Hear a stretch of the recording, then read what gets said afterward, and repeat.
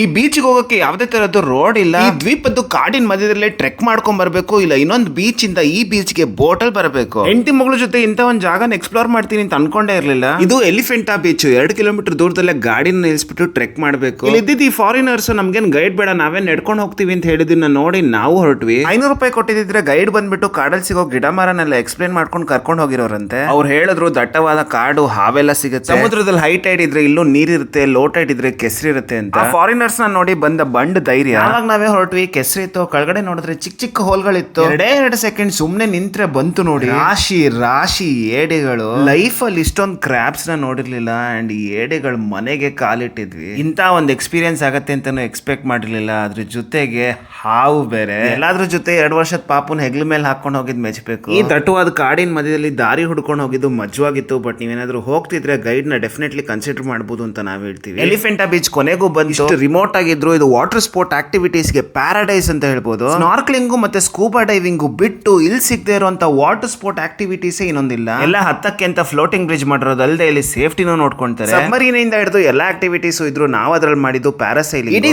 Beach 2 o'clock close ಆಗುತ್ತೆ. ಅದಾದ್ಮೇಲೆ ಎಲ್ಲರೂ ರಿಟರ್ನ್ ಆಗ್ಬೇಕು. ಕೊನೆದಾಗೆ ಮಗಳು ಇಷ್ಟಪಡ್ತಾಳೆ ಅಂತ ಈ ಗ್ಲಾಸ್ ಬಾಟಮ್ ಇರೋ ಬೋಟ್ ಹೋದ್ವಿ. ರಿಫ್ಲೆಕ್ಷನ್ ಜಾಸ್ತಿ ಇದ್ಬಿಟ್ಟು ಅಷ್ಟೊಂದು ಚೆನ್ನಾಗಿರ್ಲಿಲ್ಲ. ತುಂಬಾನೇ ಕ್ಲೀನ್ ಆಗಿರೋ ಈ ಬೀಚ್ ಅಲ್ಲಿ ಕೊನೆದಾಗೆ ಫ್ರೂಟ್ಸ್ ತಿನ್ಕೊಂಡು ಅದೇ ರೂಟ್ ಇಂದ ರಿಟರ್ನ್ ಆದ್ವಿ.